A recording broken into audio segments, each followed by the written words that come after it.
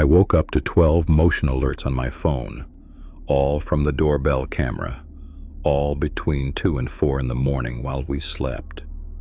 And every clip showed the same thing: a hooded figure standing at our door, slowly testing the handle, and then, each time, tilting his head up and looking directly into the camera at me, like he knew I'd be watching this in the morning, like he wanted me to see his face wasn't there.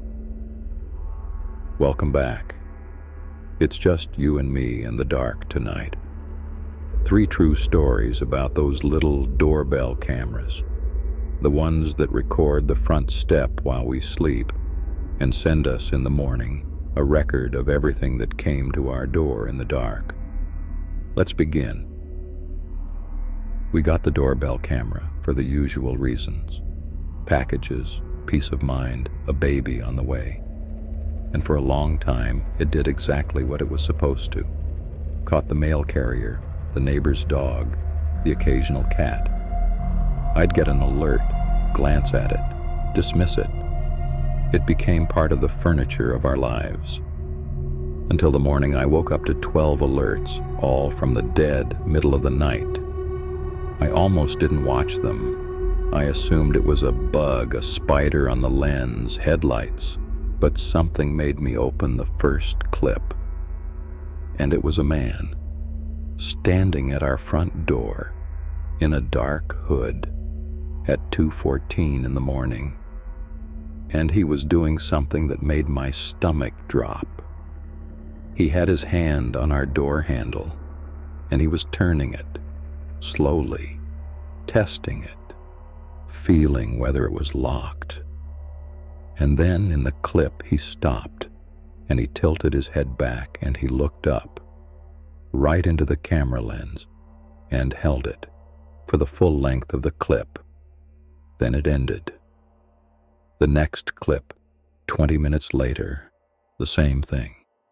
Him, at the door, testing the handle, then looking up into the lens, and the next, and the next.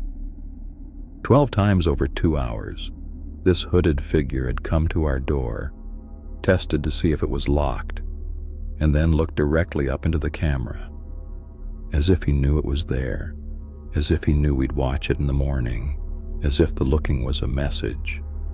His face was always shadowed by the hood, always turned up at exactly the angle where the porch light couldn't reach it. 12 clips of a man at our door in the night, and not one frame that showed his face. We called the police. They came, took the clips, said they'd increase patrols, told us to keep everything locked, which we already did. The door had held. He'd tested it, and it was locked, thank God. And for a few nights, nothing. We breathed, and then it started again. Every night now, the alerts, always between 2 and 4, always the hooded figure, always testing the handle, and always at the end, that slow tilt of the head, looking up into the lens, holding it before the clip cut out. I became obsessed with those clips. I'd lie awake waiting for the alerts and watch them live in the dark on my phone while he stood at my door 20 feet below me. And I noticed things. He never rushed. He never tried to force it. He tested the handle gently, patiently, the way you'd check something you fully expected to eventually find open. And the head tilt at the end, I realized, watching enough of them, that he wasn't just looking at the camera, he was looking past it, up, at the second-floor windows, at our bedroom, at where he knew we were lying, watching our phones, watching him. I went back through those clips, frame by frame, the way you do when you can't stop. And I found something I've never told anyone because it makes it worse. In the very earliest clips, weeks before, the figure had stood well back from the door, down on the walkway, testing nothing, just looking up at the camera. And over the weeks in order, night by night, It had come closer, to the steps, to the porch, to the door. And only once it reached the door had it started testing the handle. It had approached my house the way you'd approach a wild animal you didn't want to spook. Slowly, over many nights, letting it get used to you, letting us get used to it.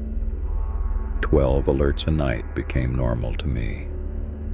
I started sleeping through them, and I realized far too late that that had been the whole plan, that the patient nightly performance, the testing, the looking, the ritual, had been designed to turn a nightmare into a routine, to make me stop being afraid of the thing at my door, so that on the night the door finally opened, I'd barely even reach for my phone.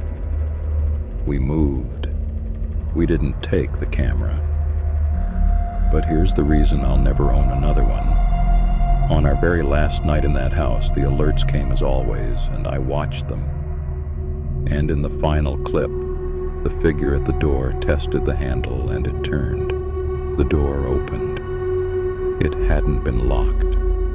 In the chaos of packing, someone had forgotten, and the figure paused, with the door open in the dark, and it tilted its head up and looked into the camera the way it always did, and then it stepped inside.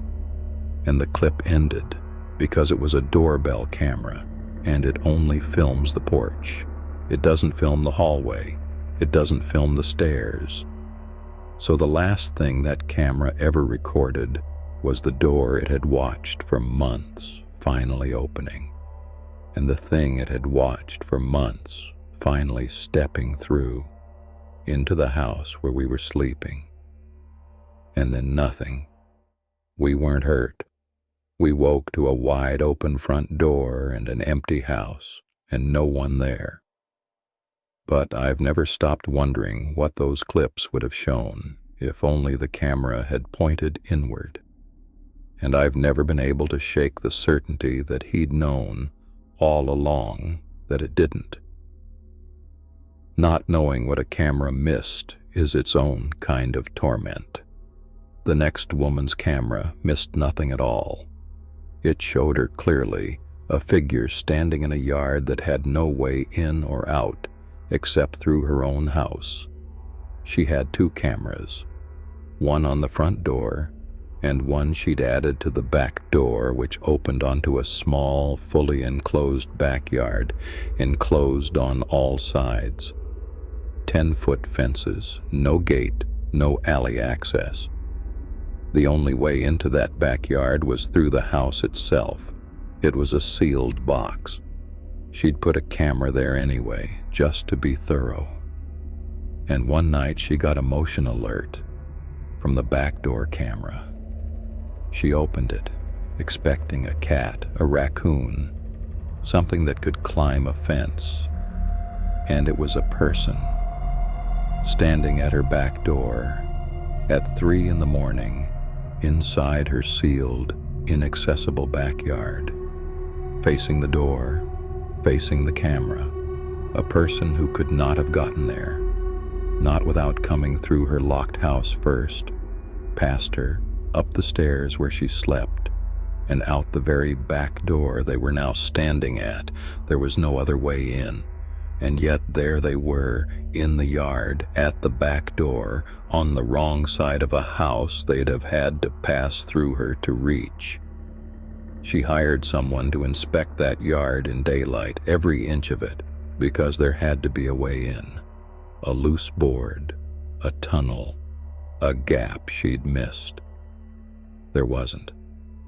10-foot fences on 3 sides, the house on the 4th, solid ground, no gate, no gap, nothing. A sealed box you could only enter through her home, which meant every one of those clips was impossible. And yet every one of those clips was real. And she had to hold both of those facts in her head at the same time, which is its own particular kind of madness. she stopped going into the backyard at all. She'd look at it through the kitchen window instead, that neat little sealed square of grass, and think about the figure that stood in it every night at the back door, and slowly understand that the yard wasn't sealed to keep things out. It had never kept this thing out. It was sealed the other way. It was a box with something already in it, and the only door out of that box led directly into her house. She called the police, terrified, certain someone was in her home.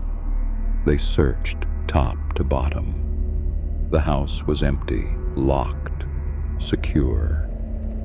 The back door was locked from the inside. The yard was empty. There was no one, and no way anyone could have gotten into that yard and back out without passing through the searched, locked, empty house. But the alert was real. The clip was real. A figure had stood at her back door in a sealed yard and looked at the camera. The alerts kept coming from that back camera night after night. Always someone in the sealed yard, always at the back door, the door that could only be reached from inside. And here's the detail that made her rip the camera out and move. Because over the weeks, the figure in those clips got closer to the door, not to the yard. It was always in the yard. It had no farther back to go. It got closer to the door, to the house, as if each night it stood a little nearer to coming in. And on the last clip she ever watched, the figure wasn't at the back door anymore. The camera was mounted above that door, looking down and out at the yard. And in the last clip, the figure filled the whole frame, too close, right beneath the camera, right at the threshold. Its face turned up, inches from the lens. On the inside edge of a yard, it should never have been able to enter at a door that only opened from within. A sealed yard should keep a mystery contained to the outside. The last story tonight is the one I think about most, because it isn't a stranger at all. It's a family, her own family, leaving the house on camera while everyone was asleep upstairs. She woke one morning to a motion alert time-stamped 3:33 a.m. She opened it, half asleep, and the clip showed her own front door opening from the inside and her family walking out. Her husband, her 2 kids, herself, all 4 of them filing out the front door at 3:33 in the morning, crossing the porch and walking off down the dark street out of frame. She watched herself walk out of her own front door in the middle of the night, and she had been asleep. She knew she had. She'd woken up in her own bed, beside her husband, the kids down the hall. None of them had left. None of them remembered leaving. But the camera had watched all 4 of them walk out of the house at 3:33 in the morning and disappear down the street. She showed her husband. He went pale, because he'd been asleep too. The kids had been asleep. And yet there they all were, on the clip, unmistakably them, leaving the house together in the dead of night. She checked the app's history, and it had happened before, many times. Motion alerts at 3:33 a.m., going back weeks, each one showing the family walking out the front door. And then, 20 or 30 minutes later, another clip, showing them walking back in, out, and then back, night after night. The whole family, sleepwalking in perfect silent formation out into the dark and back, except that they weren't sleepwalking because she'd checked, and on those nights they had all been in their beds. She was sure of it, as sure as she could be of anything. They set up cameras inside then, in the bedrooms, to see, and the inside cameras showed the truth, which was so much worse, because the inside cameras showed the family asleep in their beds at 3:33 a.m. All four of them tucked in, still breathing, present. While at the very same timestamp, the doorbell camera showed all four of them walking out the front door. They were in two places at once, asleep upstairs and awake and leaving at the same moment on the same night. There were two of each of them, and every night at 3:33 the other four, the ones that walked, let themselves out of the house and went off into the dark to do whatever it is they did, and came back, and the family slept through all of it, never knowing they had doubles that only came out while they slept. She tried once to stay awake for it, to be up watching at 3:33 when the other family walked out, to catch her own double in the act, to see where they were the moment before the front door opened. She sat in the dark living room with every light off and her phone in her hand, and she waited for the time to come. And at 3:32 she felt it, a heaviness, a pull, her eyes going leaden, a sleep coming down on her so fast and so total that she could not fight it, could not hold her head up, could not keep her eyes open no matter how hard she tried.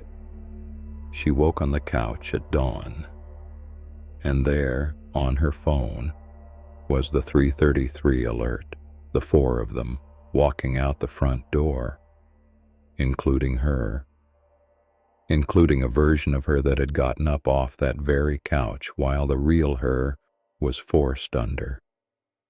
Whatever this was, it didn't just wear them. It put them to sleep to do it.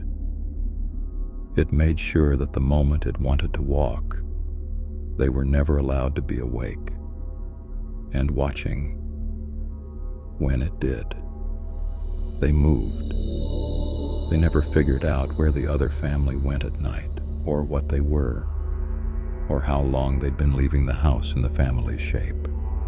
But she told me the reason she still can't sleep, because on the last night, the final clip, the four of them walked out the front door at 3:33 as always. But this time, the last one out, the one wearing her face, stopped on the porch and turned around and looked up into the camera, at her, at the real her, watching, and smiled. And it was her own smile on her own face, and she had never in her life seen anything so frightening, because it was the smile of something that had been wearing her night after night and had finally decided to let her know. That's all for tonight. If this one's got you eyeing your own doorbell app, then you know what to do. Subscribe and hit that bell, because there's a new true horror story here every single night, and you won't want to miss one. Give it a like so it finds the next person in the dark, and share it with someone who's got a camera on their door. I'll be right here tomorrow night when the lights go down. Sleep well if you can. Like, share, and subscribe for daily horror stories every single day.